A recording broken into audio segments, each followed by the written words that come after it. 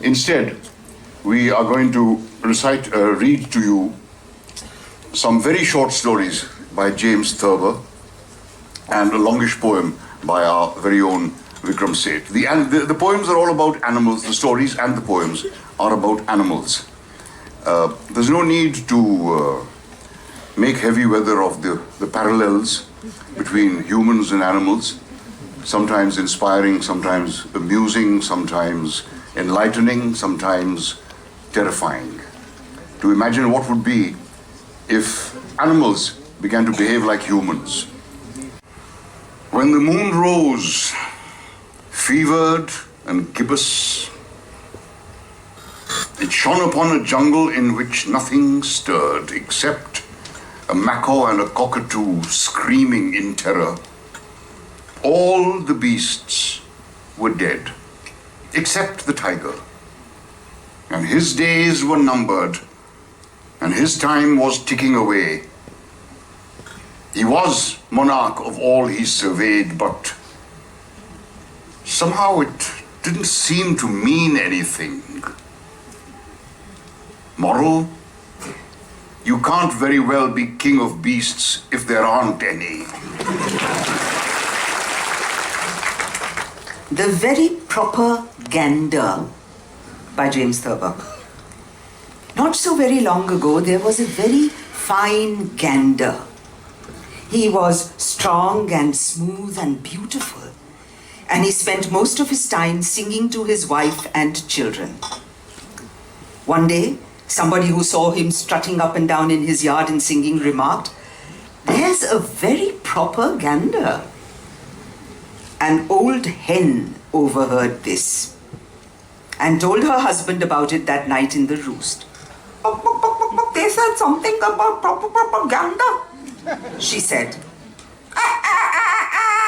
"I've always suspected that," said the rooster.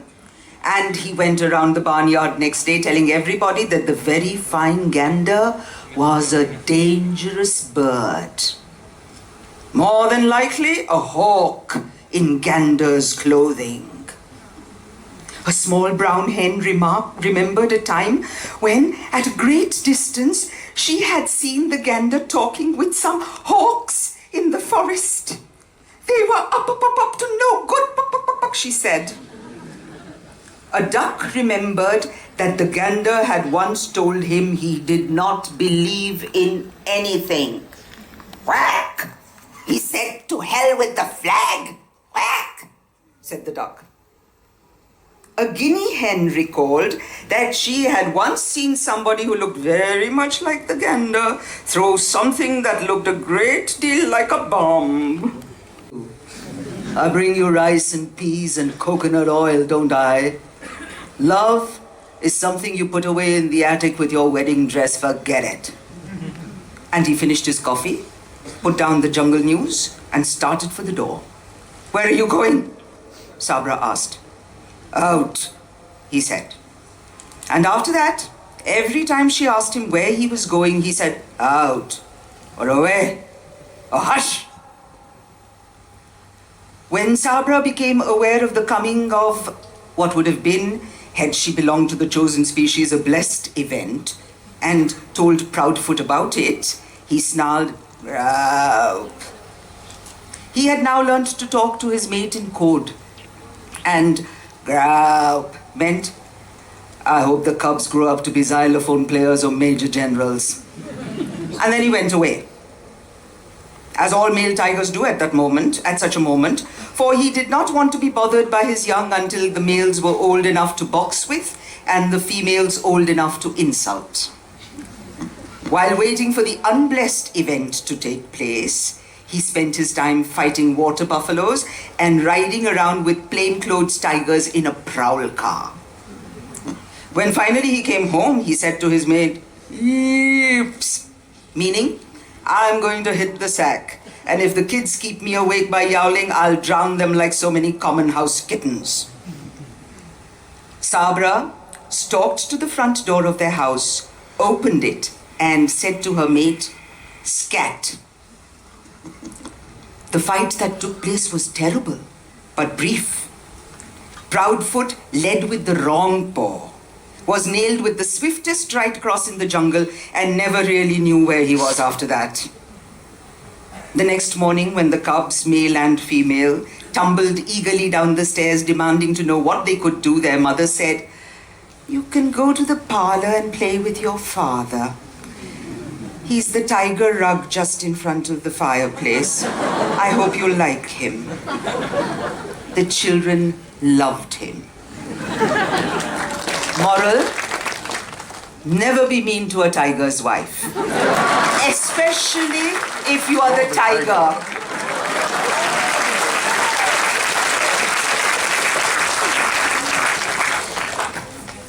The Tiger Who Would Be King by James Thurber.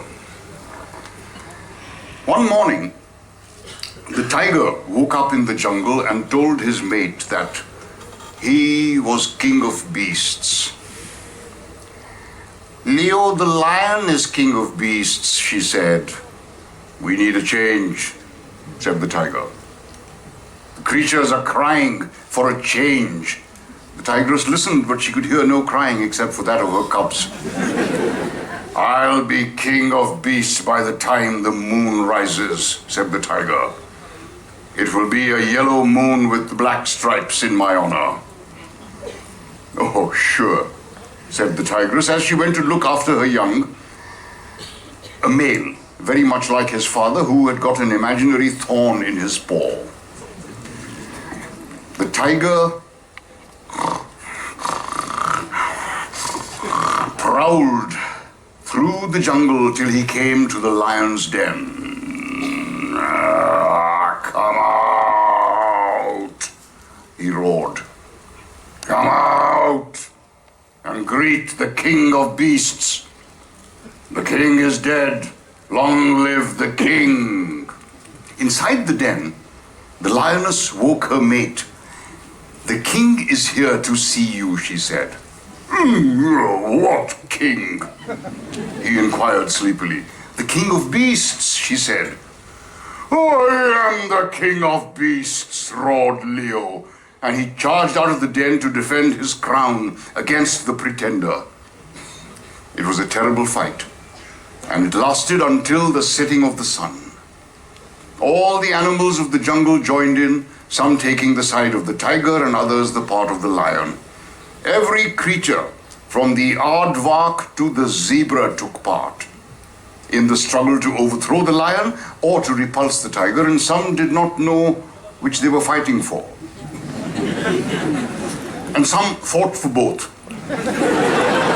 And some fought for whoever was nearest. And some fought for the sake of fighting. "What are we fighting for?" someone asked the aardvark.